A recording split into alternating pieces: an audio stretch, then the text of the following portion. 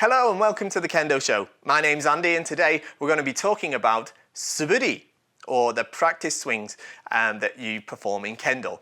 These are very, very important techniques in Kendo and they're important for all levels. There's loads of things that can be learned in doing Suburi that help towards lots of aspects of your Kendo, which we'll get into in a minute. But I do hope you enjoyed the video. I've had a great time making it and I'm really happy to bring it to you. Just before we get started, I'm just going to bring you a little quick message about KendoStar.com. Do get over to KendoStar.com next time you're looking for any sort of equipment for Kendo. KendoStar is a website that I've created after working as a Kendo professional, a Kendo equipment professional for the past decade or so here in Japan. And basically, I was kind of sick of seeing the Japanese companies just selling the same gear to people overseas, even though I feel that people outside of Japan have very different needs to people that have done Kendo from being small children here in Japan up to being sort of teenagers, which indeed is the majority of the Japanese market. So my feeling always was that people outside of Japan do have different needs, and I wanted to make a Kendo web store that was specifically dedicated for people like me that started perhaps later in life overseas. So get over to KendoStar.com. We've got loads of different borgus. We've got shinai, hakama, stuff like that.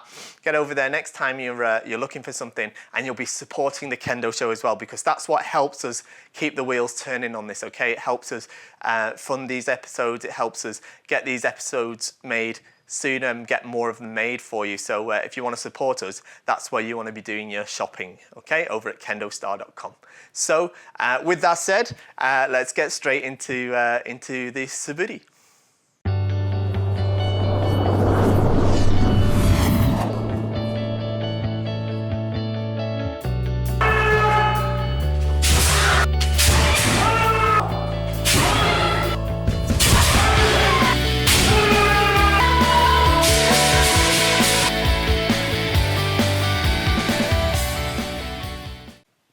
Suburi is one of the most important exercises in all of Kendo. Even though you don't need to wear the borgu or the armor, and you don't need a partner, it can really make a big difference in improving your Kendo, no matter what level you are. The All Japan Kendo Federation defines 3 specific goals and purposes of practicing Suburi and how it benefits your Kendo. The first is to learn and improve control of the shinai. This also includes hasuji, okay, which is the correct direction of the cut, okay, so the correct control of the shinai. Also, it helps us improve to learn the correct grip and striking technique, or tenouchi, okay, so that we can make correct strikes without making stiff strikes that not only hurt our opponent, but also don't count as yuko datotsu, or valid strikes, and also very quickly break your shinai. And the third is to, and this is very important actually, is to improve and learn the correlation and relationship between the method of striking and the movement of your feet. Okay, so making sure that we have kikentai no ichi. Okay, so making sure that the feet and the hands move together and not oppositely or incorrectly, often when we do fumikomi like this, not like that, okay? So making sure that we learn to have a correct correlation in our Kendo also. So it's very, very important that you practice it and practice it as hard as you can. So let's have a look at some different types of Suburi. The first type of Suburi that we will look at today is called Jouge Suburi, or Jouge Buri, okay? This is basically often the first type of Suburi that we learn, and it's a very simple type of Suburi. What we're going to do is we're going to make a kamae, chudan no kamae posture, and the shinai is going to come up directly straight over our heads, and then straight back down the center line, the seichushin, it's called, okay? The center line of our body down to the floor like this, like this. There's several different ways of doing it. Some places bring the shinai all the way back here, so it's even touching the behind here. There's different ways to do, okay? Neither is wrong or incorrect. We're going to bring the shinai up in a high arc. It must be big enough so that you can see below here, it must not be here. And then straight down to the bottom, like this. Now what's very important is that we lift the shinai in a relaxed way. A very common mistake is to have lots of tension as we lift the shinai like this, okay? And this must be lifted in a relaxed manner. And then straight down, like this. Okay, and from the side.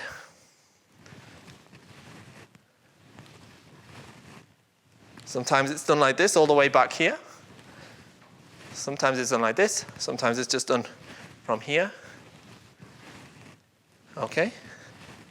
And what's very important is this very last moment here. One of the big benefits of practicing Jouge Suburi is this final sort of end of the cut here. Okay? This is where we practice our wrist movement. And this is almost a simulation of when we actually make a cut as well. Okay? So we must make sure that we're not like this, okay, or like this when we get to the bottom, okay? It must be like we are making an actual cut because this will help improve our tenouchi, okay? Like this. Not too much tension, just a slight bit of tenouchi or squeeze as we finish the cut, okay? Doesn't need to be like this, okay? Like this. And we can also add footwork. So I would push my right foot out as I lift the shinai up and bring the shinai down as I draw in my left foot. Like this. And the same in reverse. Like this.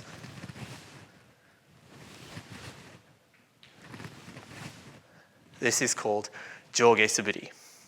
Please be careful not to make a strange shape like this when we finish the cut. Make sure that it's not like this. It must go down like this. We mustn't strike the floor, of course. But it isn't just to here. It's all the way down here. Must practice this. And we make an extended arc with the arms too. Okay? It isn't like this. Okay? In slow motion, it's not like this. This is a common mistake. It shouldn't be like this. We use our left hand to swing the shinai. Like this, okay? Left hand. Not our elbows, okay? Left hand and left wrist. Swing the shinai like this in an arc. And with footwork, often this would also be done with a voice, maybe counting.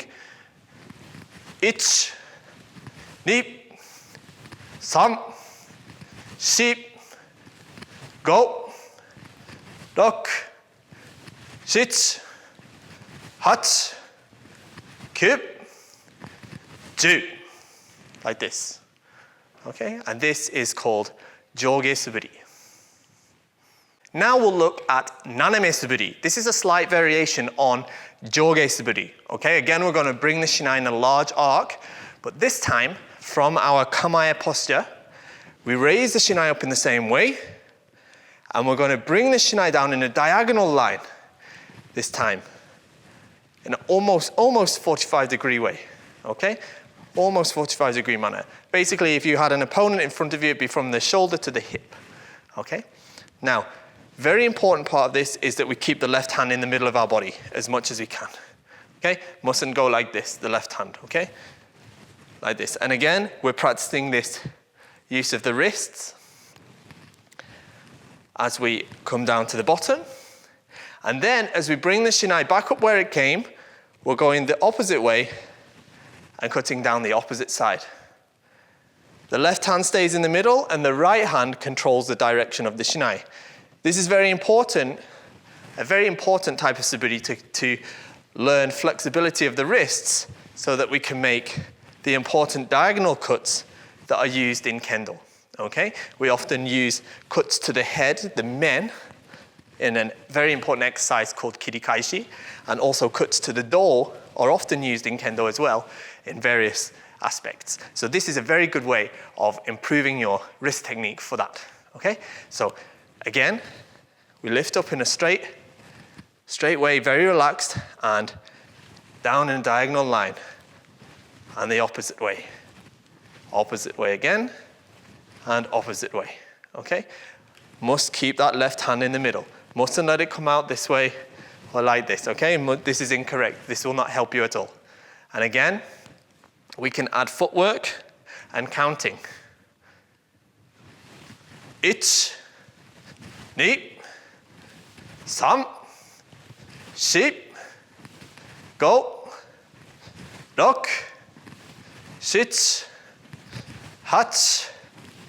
8, 9, 10. And from the front. 1, 2, 3, 4, 5, 6, 7, 8, 9,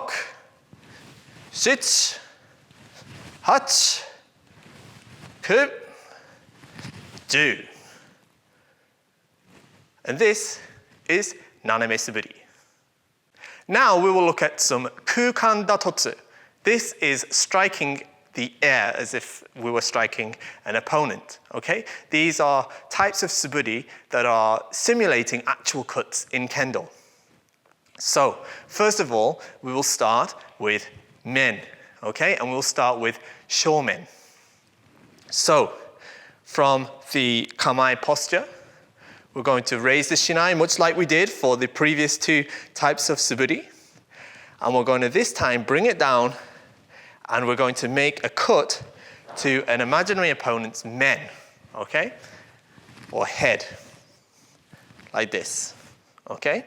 Now, much like before, as we raise up, we're going to make sure that we use the left hand to swing the shinai down and cut to about the level of the chin of an imaginary opponent. Very common mistake is to not cut deep enough and cut like this, okay? And this wouldn't strike an opponent if he was there. And if we practice our suburi like this, we will not develop the correct tenuichi to make a strong enough strike for Kendo, okay?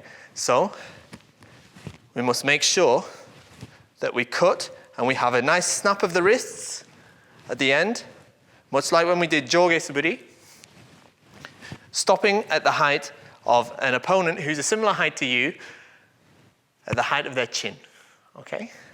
The shinai must be swung straight, and when you lift the shinai, you should lift it in a relaxed way. And just at the very last minute, we use the left hand to bring the shinai down into a men strike, like this. And we say, men, men, men, men, like this. Adding footwork.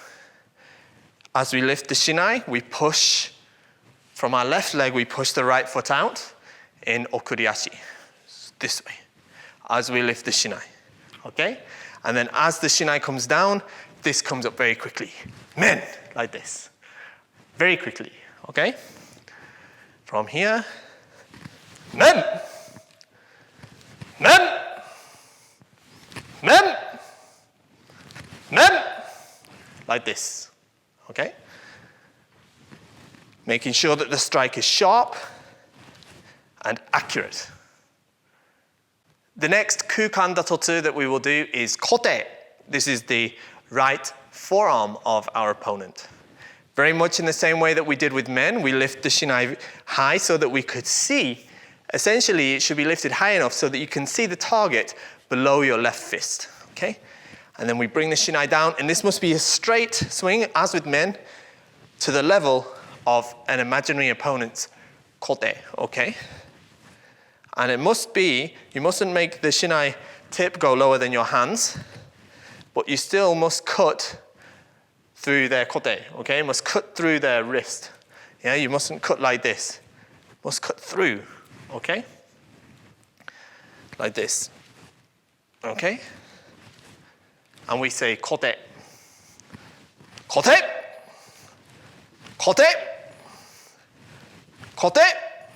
And again, with the footwork, we push with the left leg and bring up with the right leg, okay? So we push the right leg out with the left leg and bring the left leg up with the right leg, okay?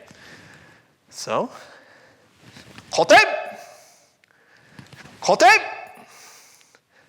kote, kote.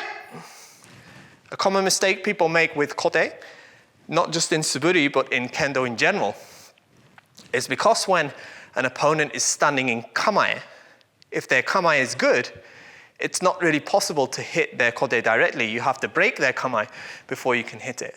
So many people try and avoid doing that by making a diagonal strike at the kote, like this. But this is incorrect, and you must not do it. A diagonal strike at the kote like this will very rarely be accurate. Usually you'll hit your opponent on the elbow or on the fist or the tsuba, okay? So not like this, must be a straight kote.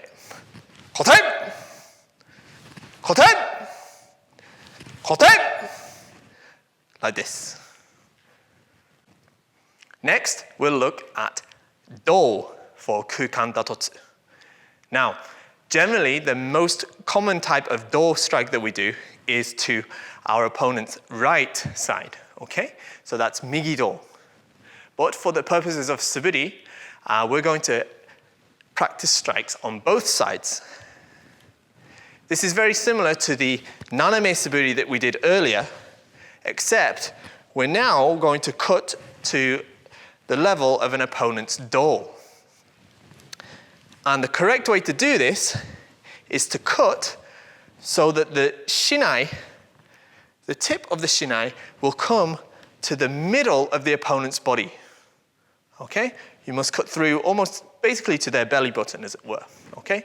Mustn't cut like this and leave the shinai diagonal. This will not be a correct do strike if you are actually to strike an opponent. Okay? So it comes up straight. We keep the left hand in the middle. This is extremely important. Use the right hand to guide it diagonally. Bring it down at a 45-degree angle, and then use our wrists to snap at the very end into a do strike. Do! We say do. Okay? Do! This is for this side. Do! And then when we attack the other side, we come up the same way. And again, as when we were doing Naname Suburi, but this time to an opponent's do. Do! Do! Do! Do! Like this. With footwork. Do! Do! Do! Do! Do! Do! Like so. There are lots more types of Kuukan datotsu, but we'll look at just one more in today's video. And this is a type of Nidan waza. Nidan waza means a two-step technique. So, up to now we've made single strikes. But this time we're going to make two strikes in a row. We're going to attack kote and then men. So, from our kamae posture, first, without footwork, I'm going to make a strike to the kote in the exact same way that we did before. Kote. And then from here, men. Okay? This is the entirety of the technique. Kote, men. Okay? Kote, men. Like so. Now, this gets a little bit harder when we start putting footwork in. So, what we must do is, again, push with the left leg, push our right foot out, bring it up using our right leg, and then we do it again. There's two steps. Okay?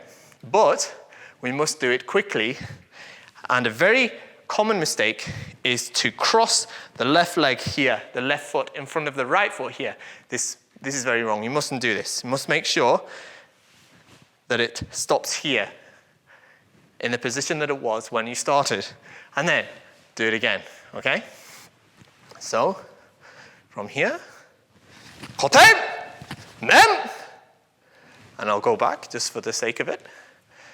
And then kote, men. And you can do this going backwards too. Kote, men. Okay, this is Nidan waza.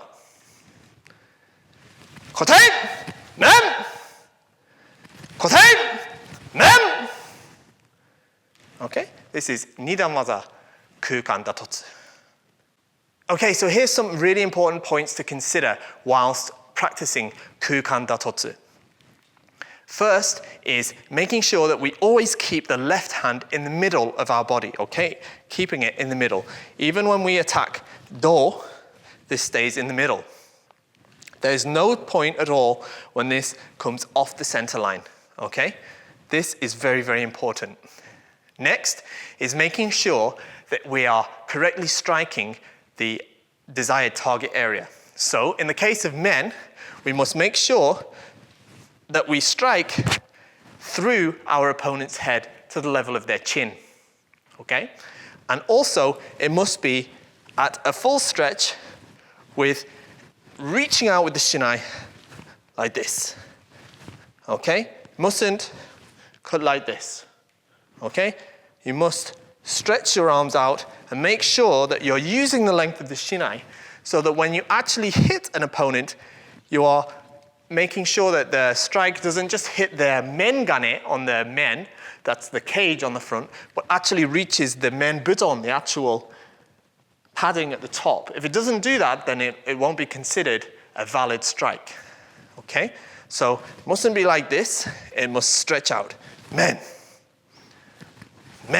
like this, okay? This is very important action. Okay, and also later in your kendo career, when you learn to do small strikes, this is the action that the small strike is born from, okay? So this action is very, very important, okay? So making sure that we are reaching for our opponent. Lastly, is that there is a snap at the end, men, okay? And not like this, okay? Too stiff, with too much tension in our shoulders. And that also, each cut is individual. If we're doing several in a row, they mustn't be bounced like this. This is not Suburi, okay? This is just waving your shinai, okay? Must be a distinct cut each time. Like this, okay? Mustn't bounce like this. Even if you do it quite quick, each cut is individual, okay? You mustn't bounce the shinai. And they are very, very important points. Lastly, for your footwork, actually I said lastly already, but I've got one more bonus point. You must make sure you don't cross your feet over, okay? So when you cut forward from men here, it ends here. Lots of people often bring this foot up here like this, okay? Men like this, yeah, and not men like this, okay? Often see it here in Japan too. Lots of youngsters, young high schoolers or university kids, they often do their suburi like this, okay? It's not suburi, okay? It will not improve your kendo, okay?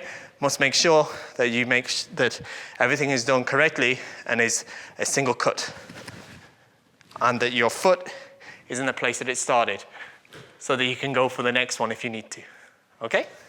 So there's some very important points that you have to look out for. Next, I'd like to quickly talk about a few different ways to practice Kuukan datotsu. The most popular way is by zenshin kotai, which is a way of practicing the strike once going forward and once going back. So if we were to do zenshin kotai men, it would be one men cut forward and one men cut backwards, like this. Men, men, men, men, okay? This is zenshin kotai men. Another way is to do a single men attack and then finish in kamae, okay? This could be like this, men, and then step back to kamae like this. This is very popular. This is also another way to practice men suburi. Men! Or if you've got a very long dojo, you can even do so without stepping back. Men!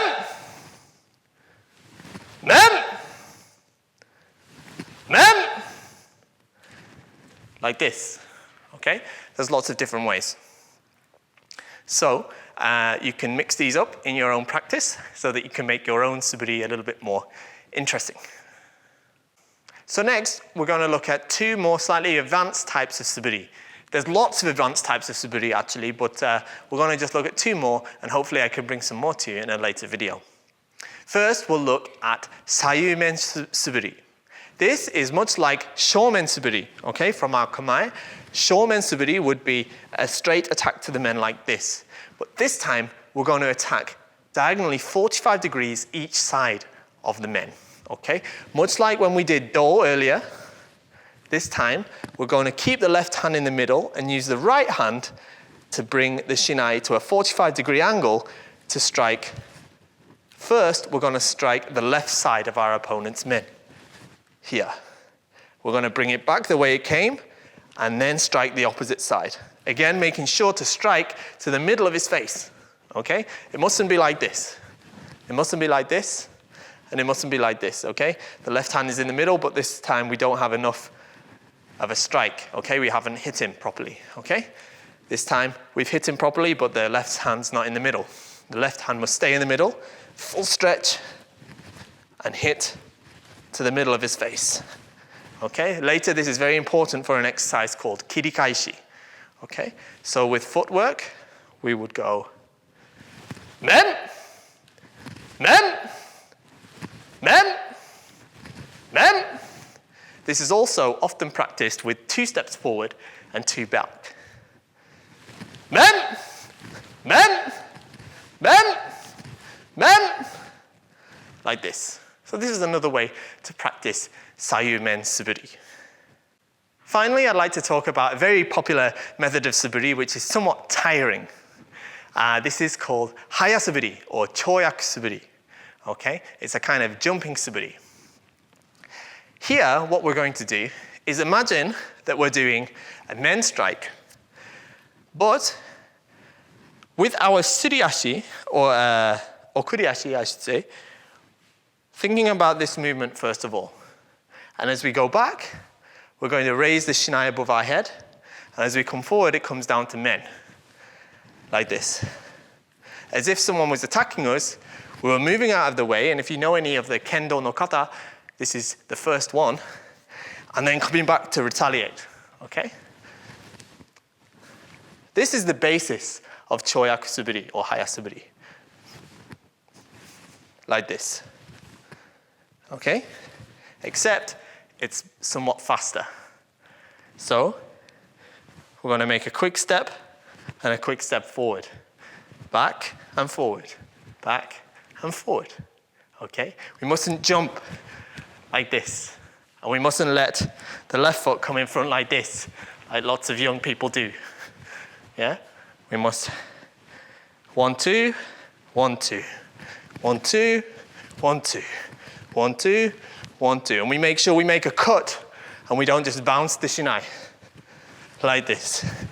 Don't just bounce the shinai, okay? 1, 2, 1, 2. 1, 2, 1, 2. Men, men, men, men, men. Like this. 1, 2, 1, 2. Okay? It's quite tiring, okay, if you do it for a very long time. Men, men, men, men, men, men. Okay? This kind of suburi. Very, very good for your kendo and good for your cardio too. So that was all about suburi, or the practice swings that we do in kendo. An extremely important aspect of kendo practice, whether you're just starting out or whether you're testing for a higher level downgrade, your practice of suburi can have a massive positive impact on your kendo as a whole. So I really do encourage you to practice it very much. If you enjoyed the video, do leave us a comment and a like down there. That does affect our rankings both on YouTube and on Facebook, whether we're getting comments and likes and shares and stuff like that, and it does help us be seen by as many people as possible. The reason I'm saying that is because I've actually had lots of people get in touch with me over the past couple of years now, saying that they started Kendo after seeing one of these videos. So the more that these videos can get seen and get those likes, get those comments, get those shares, the higher the chance that we can bring new people into the wonderful art of Kendo. So yeah, help us spread the art of Kendo around the world by giving us a like and share, and any comments as well, whether you enjoyed the video or not, suggestions for future episodes, or maybe you're one of the guys out there that did start Kendo after seeing one of these episodes of the Kendo Show. I'd love to hear from you as well, so do leave us a comment. Before we go, I'd just like to mention one more time KendoStar.com. That's the equipment website that we run, which is basically completely dedicated to serving the Kendo practitioners around the world. We're not just sourcing from Japanese suppliers and then selling the same items that are popular here in Japan, because we believe that the needs of international Kendo are somewhat different to the people practicing Kendo here in Japan.